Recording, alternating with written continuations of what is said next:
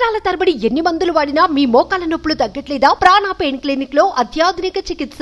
ప్రియురాలు పవిత్రను social media వేదికగా వేధించాడనే కారణంతో అభిమాని రేణుకాస్వామిని దారుణంగా కొట్టి చంపిన కేసులో జైల్లో ఉన్న హీరో దర్శన్ కు రాచ మర్యాదలు అందుతున్నాయి.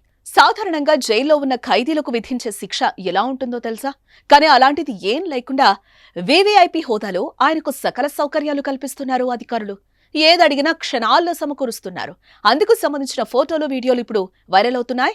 జైలు బ్యారెక్ నుంచి బయటకొచ్చిన దర్శన్ జైలు ఓపెన్ ప్లేస్ లో కూర్చీ వేసుకుని ఇతర ఖైదీలతో టీ, సిగరెట్ తాగుతున్న ఫోటో ఇప్పటికే బయటకొచ్చింది.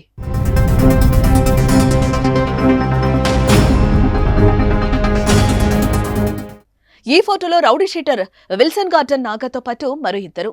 ఇది రౌడీ షీటర్ వేలు తన భార్యకు పంపడంతో సోషల్ మీడియాలో వైరల్ గా మారింది. తాజాగా దర్శన్ వీడియో కాల్ మాట్లాడిన ఓ వీడియో హల్చల్ చేసింది. వీడియో కాల్లో ఓ వ్యక్తి అవతలి వైపు మరో వ్యక్తితో మాట్లాడారు.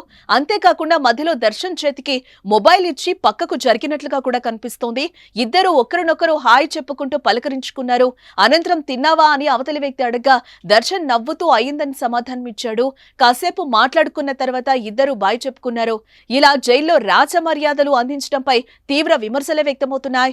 ఈ ఘటనపై కర్ణాటక సర్కార్ ఆగ్రహం వ్యక్తం చేసింది. 7 జైలు అధికారులపై వేటు కూడా వేసింది. నటి పవిత్ర గౌడతో దర్శన్ సహజీవనం చేస్తున్న నేపథ్యంలో దర్శన్ కాపురంలో నిప్పులు పోయేద్దంటూ దర్శన్ అభిమాని రేణుకాస్వామి నటి పవిత్ర గౌడ్కు మెసేజ్ పంపించాడు.